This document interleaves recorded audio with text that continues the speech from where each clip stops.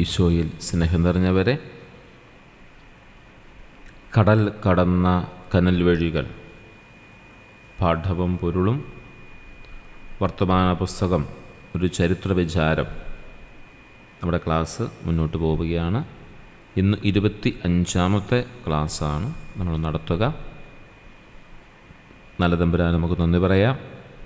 25 ദിവസങ്ങൾ നമ്മൾ ഈ പഠന പരമ്പരയിൽ മുന്നോട്ട് പോയി. ഈ ക്ലാസ് നടത്തുന്നവരെയും അതിൻ്റെ പിന്നിൽ പ്രവർത്തിക്കുന്നവരെയും ക്ലാസ് കേൾക്കുന്നവരെയും എല്ലാം നല്ല തമ്പുരാൻ മുമ്പിൽ നമുക്ക് സമർപ്പിച്ച് പ്രാർത്ഥിക്കാം. 27ാമത്തെ പാഠമാണ് ക്ലാസ്സിനായിട്ട് നമ്മൾ എടുക്കുക. 159 മുതൽ 161 വരെയുള്ള പേജുകളിലാണ് ഈ ക്ലാസ്സുകളുടെ ഭാഗം വർത്തമാന പുസ്തകത്തിൽ കാണുക. ഒരു നിമിഷം പ്രാർത്ഥനാപൂർവമായിരിക്കാം. നല്ലവനായ ഈശോയെ, കഴിഞ്ഞ 25 ദിവസങ്ങളിലൂടെ വർത്തമാന പുസ്തകത്തെക്കുറിച്ചുള്ള ക്ലാസ്സുകളിലും പഠനങ്ങളിലും വിചിന്തനങ്ങളിലുമായിരുന്നു ഞങ്ങളുടെ യാത്ര മുന്നോട്ട് പോയത്. ഞങ്ങളുടെ സ്നേഹപൂർവമായ ഈ പരിശ്രമത്തെ, വലിയ പരിശ്രമത്തെ അനുഗ്രഹിച്ച് ആശീർവദിച്ച് മുന്നോട്ട് കൊണ്ടുപോകുന്ന ആ വലിയ സംരക്ഷണത്തെ ഓർത്ത് ഞങ്ങൾ നന്ദി പറയുന്നു. ഈശോയെ, നിൻ്റെ ആത്മാവിനെ അയച്ച് ഞങ്ങളുടെ മനസ്സിനെ ശക്തിപ്പെടുത്തി ആത്മാവിനെ ബലപ്പെടുത്തുകയും ചെയ്യണമേ. അങ്ങനെ ഞങ്ങളുടെ ഈ പഠന പരമ്പര മുന്നോട്ട് പോകുവാനും ഞങ്ങളുടെ സഭയുടെ ചരിത്രം മനസ്സിലാക്കുവാനും പൂർവികർ അവരുടെ ജീവിതത്തിൽ അനുഭവിച്ച ക്ലേശങ്ങളിലും സഹനങ്ങളിലും വേദനകളിലുമെല്ലാം സഭയോട് എങ്ങനെ ചേർന്നുവെന്നും സഭയുടെ നന്മയ്ക്ക് വേണ്ടി അവരുടെ സഹനങ്ങളെ എങ്ങനെ കാഴ്ചവെച്ചുവെന്നും ഒക്കെ ഞങ്ങൾ കൂടുതൽ മനസ്സിലാക്കുന്നതിന് കാരണമായി തീരട്ടെ. ഈശോയെ, തിരുഹൃദയത്തിൻ്റെ വലിയ സംരക്ഷണം ഞങ്ങൾക്ക് ഓരോരുത്തർക്കും നൽകണമേ.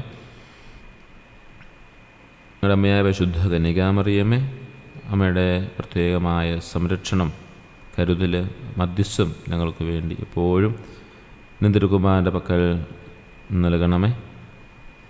മറിയൂസേ പിതാവേ, തിരുസഭയുടെ പാലകനെ, പ്രത്യേകമായി ഞങ്ങളെ സംരക്ഷിക്കുകയും ഞങ്ങളുടെ പഠന സമയങ്ങളിലും മുന്നോട്ടുള്ള സമയങ്ങളിലും ഞങ്ങളിലുള്ള നന്മകളെ എപ്പോഴും കാത്തു സൂക്ഷിക്കുവാനും ദൈവകൃപകൾ എപ്പോഴും സദാസമയവും ഞങ്ങൾ ലഭിക്കുവാനും ദൈവിക ദർശനങ്ങൾക്ക് ഞങ്ങളും അർഹരായി തീരുവാനുമുള്ള കൃപയും അനുഗ്രഹവും ഞങ്ങൾ ലഭിക്കാൻ വേണ്ടി ഞങ്ങൾക്ക് വേണ്ടി മാധ്യസ്ഥം വഹിക്കുകയും ചെയ്യണമേ.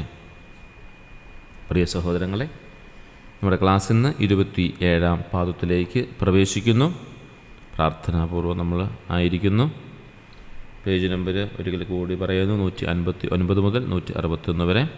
പാഠപുസ്തകം ഉറപ്പായിട്ടും വായിക്കണം, നിർബന്ധപൂർവ്വം പറയുകയാണ്, വായിക്കണം. അതുപോലെ തന്നെ ക്ലാസ് കേൾക്കുകയും ചെയ്യണം. തുടർന്ന് വരുന്ന ക്വിസ് മത്സരത്തിന് വേണ്ടിയിട്ടുള്ള ചോദ്യോത്തരങ്ങൾ പഠിക്കുകയും ചെയ്യണം. മലയാളത്തിൽ ആദ്യത്തെ യാത്രാവിവരണ ഗ്രന്ഥമായ പാറയമാക്കൽ തോമാ കത്തനാരുടെ വർത്തമാന പുസ്തകത്തിലെ 27ാം പാഠമാണ് ഇന്ന് നാം പഠനവിധേയമാക്കുക. കഴിഞ്ഞ ക്ലാസ്സിൽ നമ്മൾ കണ്ടിരുന്നു 1779 മൽപ്പാനും സംഘവും വെൻഗല എന്ന സ്ഥലത്ത് എത്തിച്ചേരുന്നതായിട്ട്, അവിടുത്തെ അനുഭവങ്ങളുടെ ഒരു വിശകലനമാണ് ഇന്ന് നമ്മൾ പഠനവിധേയമാക്കി മാറ്റുക. ആഫ്രിക്കൻ തീരത്തെ വെൻഗല എന്ന സ്ഥലത്തെക്കുറിച്ചും കപ്പൽ യാത്രക്കാർക്കുണ്ടായ ദുരനുഭവങ്ങളെക്കുറിച്ചും വിവരിക്കുന്ന ഈ ഭാഗം അക്കാലത്തെ പോർച്ചുഗീസ് അധിനിവേശത്തെയും പ്രകൃതി പ്രതിഭാസങ്ങളെയും കൃത്യമായിട്ട് അടയാളപ്പെടുത്തുന്നുണ്ട്. ഒന്നാമത്തെ ഒരു കാര്യമെന്ന് പറയുന്നത് വെൻഗല ഭൂമിശാസ്ത്രപരമായ ഒരു സ്ഥാനം. ഗുഡ് ഹോപ്പ് മുനമ്പിന് അപ്പുറം, അതിന് പറയുന്നത് നല്ല ശരണത്തിൻ്റെ കൊടി എന്നൊക്കെ പറയുന്ന ഗുഡ് ഹോപ്പ് മുനമ്പിനപ്പുറം ഭൂമധ്യരേഖയ്ക്ക് തെക്ക് 13ാം അക്ഷാംശരേഖയിൽ ആഫ്രിക്കൻ ഭൂഖണ്ഡത്തിൽ സ്ഥിതി ചെയ്യുന്ന തുറമുഖമാണ് വെൻഗല. പോർച്ചുഗീസുകാർ ഇന്ത്യയിലേക്കുള്ള യാത്രാമധ്യേ കപ്പലുകൾക്ക് വിശ്രമിക്കാനും സാധനങ്ങൾ സംഭരിക്കാനുമുള്ള ഒരു താവളമായിട്ടാണ് ഇവിടം വികസിപ്പിച്ചെടുത്തത്. അവിടുത്തെ തദ്ദേശവാസികളായ കാപ്പിരികളെ തുരുത്തിയാണ് അവർ അവിടെ കോട്ട കെട്ടിയെടുത്തത്.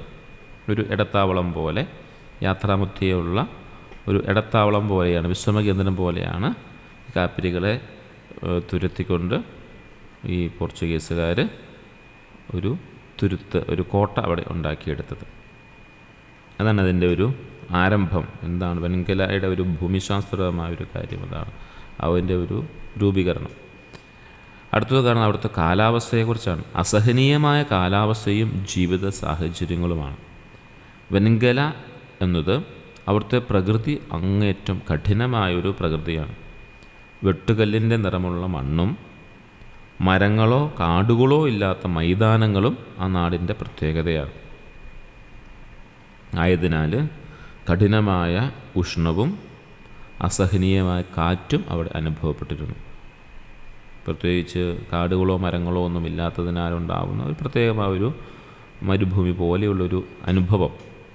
മഴ പെയ്യുന്നത് അപൂർവമാണെങ്കിലും മഴ പെയ്താൽ മാരകമായ പകർച്ചവ്യാധികൾ പകർന്നു പിടിക്കുന്ന അവസ്ഥയിലായിരുന്നു ആ പ്രദേശം. അങ്ങനെയുള്ള അവസ്ഥയുള്ളൊരു നാടായിരുന്നു വെൻഗല എന്ന് പറയുന്നത്. അതിൻ്റെ പ്രകൃതിയുടെ ഒരു സ്വഭാവം അങ്ങനെയായിരുന്നു. അവിടെയാണ് ഈ മൽപ്പാനും സംഘവും എത്തിച്ചേർന്നിരിക്കുന്നതെന്ന് മനസ്സിലാക്കുക. മൂന്നാമത്തെ കാര്യം, കുറ്റവാളികളുടെ നാടുകടത്തൽ കേന്ദ്രമായിരുന്നു ഇത്. ഇപ്പോൾ എത്രമാത്രം ഈ ഒരു സ്ഥലത്തിന് അതിൻ്റെ ഭൂമിശാസ്ത്രപരമായ രീതിയിലും മറ്റെല്ലാ വിധൊരു സാമൂഹിക തലത്തിലുമൊക്കെയുള്ളൊരു ബുദ്ധിമുട്ട് എത്രമാത്രം ഉണ്ട് എന്ന് നമുക്ക് ഒറ്റ വാക്യത്തിൽ തന്നെ മനസ്സിലാക്കാൻ സാധിക്കും. കുറ്റവാളികളുടെ നാട് കടത്തുന്നത് ഈ പ്രദേശത്തേക്കായിരുന്നു. അതായത് കാലാവസ്ഥയുടെ കാഠിന്യവും കാരണവും സ്വമനസാലെ ആരും അവിടെ വന്ന് താമസിക്കാൻ തയ്യാറായിരുന്നില്ല. അങ്ങനെയൊരു സാഹചര്യത്തിൽ പോർച്ചുഗീസുകാർ വലിയ കുറ്റവാളികളെ ശിക്ഷയ്ക്കായി അങ്ങോട്ട് നാട് കടത്തുമായിരുന്നു. ഈ വെൻഗല എന്ന് പറയുന്ന സ്ഥലത്തേക്കാണ് നാട് കടത്തിയിരുന്നത്. അതായിരുന്നു അതിനൊരു അന്നത്തെ കാലത്തെ ഒരു പതിവ്. അവിടെ താമസിക്കുന്ന യൂറോപ്യന്മാർ ഉഷ്ണവും കാറ്റുമേറ്റ് ശരീരം വിളറി വെളുത്ത് വയർ വീർത്ത് കൈകാലുകൾ മെലിഞ്ഞ് വിരൂപമായി കാണപ്പെട്ടിരുന്നു. വളരെ വ്യക്തമായിട്ട് ഗ്രന്ഥകർത്താവ് പറയുകയാണ് അവിടെ താമസിക്കുന്ന യൂറോപ്യന്മാരെ കുറിച്ചുള്ളൊരു ഉദാഹരണം പറഞ്ഞുകൊണ്ടാണ് പറയുന്നത്.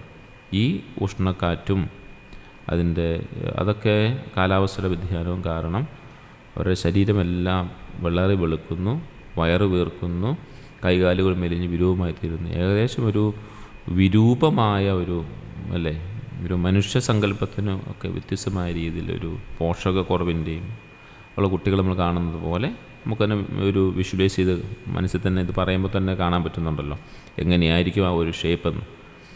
അപ്പം അതുപോലെ ഒരു കാലാവസ്ഥയുടെ ഒരു പ്രശ്നമുള്ള സ്ഥലത്തേക്കാണ് ഇവരെത്തിയിരിക്കുന്നത്. കപ്പൽ ജീവനക്കാരുടെ അമിത ആവേശവും രോഗബാധയുമാണ് നമ്മൾ മനസ്സിലാക്കുക. കപ്പൽ വെൻഗുലയിൽ എത്തിയപ്പോൾ ദീർഘകാലം കടലിൽ കഴിഞ്ഞിരുന്ന ജീവനക്കാർ ആവേശത്തോടെ കരയ്ക്കിറങ്ങി.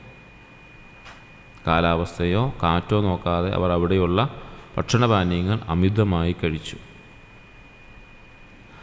അവർ കരയിലായിരുന്ന സമയത്ത് അപ്രതീക്ഷിതമായ മഴ പെയ്തത് ഭൂമിയിലെ ഉഷ്ണം വർദ്ധിപ്പിച്ചു. അത് മുൻ പോയിന്റിൽ നമ്മൾ പറഞ്ഞിരുന്നു. അങ്ങനെ അപ്രതീക്ഷിതമായി മഴ വന്നാൽ അവിടെ പെട്ടെന്ന് രോഗബാധകൾ പകർച്ചവ്യാധികൾ ഉണ്ടാകാനുള്ള സാധ്യതയുണ്ട് എന്ന് പറഞ്ഞിരുന്നു. അങ്ങനെ പെട്ടെന്നുണ്ടായ ഇവർ കപ്പൽ യാത്രയിൽ മടുത്ത് ഒരു കരയ്ക്ക് കിട്ടിയപ്പോൾ ആവേശത്തോടെ കരയ്ക്കിറങ്ങി കിട്ടുന്നതെല്ലാം ഭക്ഷണമെല്ലാം കഴിച്ചു. അങ്ങനെ ഇരിക്കുന്ന സമയത്താണ് അമിതമായ മഴ അവിടെ പെയ്യുക. അത് ഈ കപ്പലിലെ ഭൂരിഭാഗം പേർക്കും തെക്കൻ പനി അല്ലെങ്കിൽ വസന്തപ്പനി ബാധിക്കാനായിട്ട് കാരണമായി തീരുകയാണ്. അങ്ങനെ ഈ വസന്തപ്പനി വരുന്ന സമയത്ത് യാത്രാ തടസ്സവും ഉണ്ടാവുകയാണ്. അവർ പോകേണ്ട സ്ഥലത്തു നിന്നും ഗതി മാറേണ്ടി വരുന്നു. കാരണം കപ്പലിലുണ്ടായിരുന്ന 15 പേര് പനി ബാധിച്ചു മരിക്കുന്നു. കപ്പൽ നിയന്ത്രിക്കേണ്ടവർ ഉൾപ്പെടെയുള്ള 49 പേര് ഈ പനി ബാധിച്ച് കിടപ്പിലാകുന്നു. കപ്പൽ നിയന്ത്രിക്കാൻ ആളില്ലാത്ത അവസ്ഥ വന്നപ്പോൾ കപ്പലുടമകൾ തന്നെ കപ്പലിൻ്റെ പായയുടെ കയർ വലിക്കേണ്ടി വരുന്നു. ഈ സാഹചര്യം കാരണം പോർച്ചുഗലിലേക്കുള്ള യാത്ര തുടരാനാവാതെ കപ്പൽ ജീവനക്കാരെ തേടി അമേരിക്കയിലെ ബയ്യ എന്ന തുറമുഖത്തേക്ക് തിരിച്ചുവിടുവാൻ അവർ നിർബന്ധിതരായി തീരുകയാണ്. ഇത്രയുമാണ് നമ്മുടെ ഇന്നത്തെ ക്ലാസ് എന്ന് സൂചിപ്പിക്കുന്നു.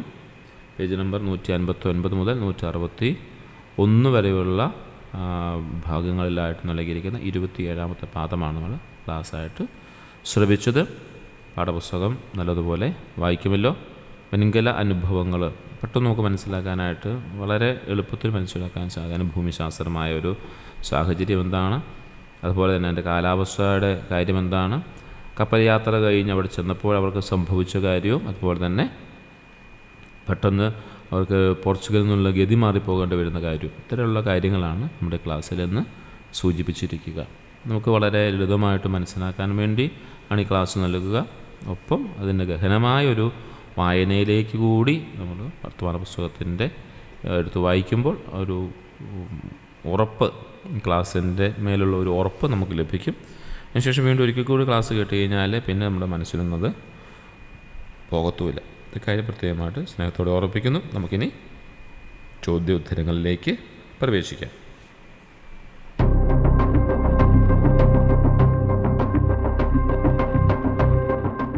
വർത്തമാന പുസ്തകത്തിൽ പറയുന്ന നല്ല ശരണത്തിൻ്റെ കൊടി എന്നറിയപ്പെടുന്ന സ്ഥലം ഏതാണ്? ഗുഡ് ഹോപ്പ് മുനമ്പ്.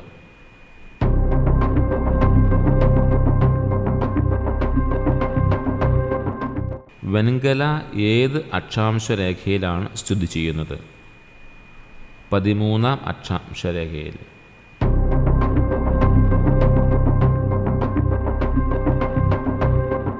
പോർച്ചുഗീസുകാർ വെങ്കലയെ ഒരു താവളമായി തിരഞ്ഞെടുക്കാൻ പ്രധാന കാരണം എന്ത്? ഇന്ത്യയിലേക്ക് മറ്റും പോകുന്ന കപ്പലുകൾക്ക് വിശ്രമിക്കാനും അവശ്യ വസ്തുക്കൾ സംഭരിക്കാനും.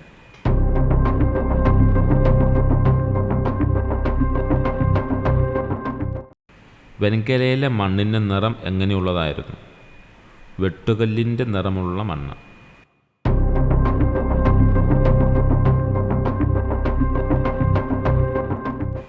എന്തുകൊണ്ടാണ് വെങ്കലയിൽ വലിയ മരങ്ങളോ കാടുകളോ ഇല്ലാതിരുന്നത്? അവിടുത്തെ കഠിനമായ ഉഷ്ണവും മഴയുടെ കുറവും കാരണം.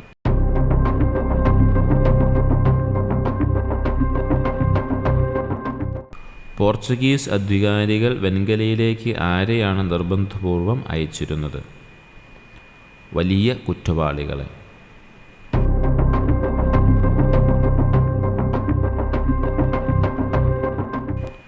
വെങ്കലയിൽ താമസിക്കുന്ന യൂറോപ്യന്മാരുടെ ശാരീരിക അവസ്ഥ എപ്രകാരമായിരുന്നു? രക്തമയമില്ലാതെ വെളുത്തു വിളറി, കൈകാലുകൾ മെലിഞ്ഞ്, വയറുന്തി വിരൂപമായി കാണപ്പെട്ടു.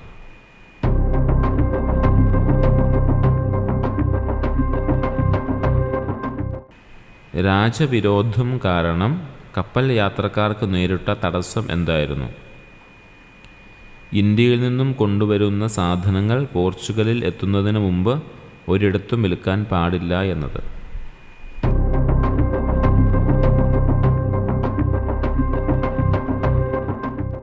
പുതപ്പുകൾ വിൽക്കാൻ മൽപ്പാനെ സഹായിച്ച സ്നേഹിതന്മാർ ആരെല്ലാം? ജന്മാൻ, ക്രിസ്റ്റഫർ എന്നിവർ.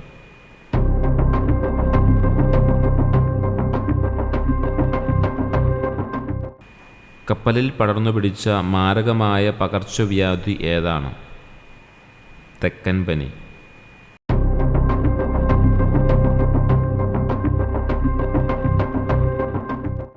സുറിയാനി ക്രിസ്ത്യാനികൾക്കിടയിൽ പകർച്ചവ്യാധി പടരുമ്പോൾ ആരുടെ രൂപമാണ് പ്രദക്ഷിണമായി കൊണ്ടുപോയിരുന്നത്?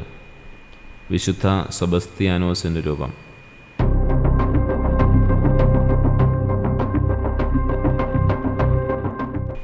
വെങ്കലയിൽ നിന്നുള്ള യാത്ര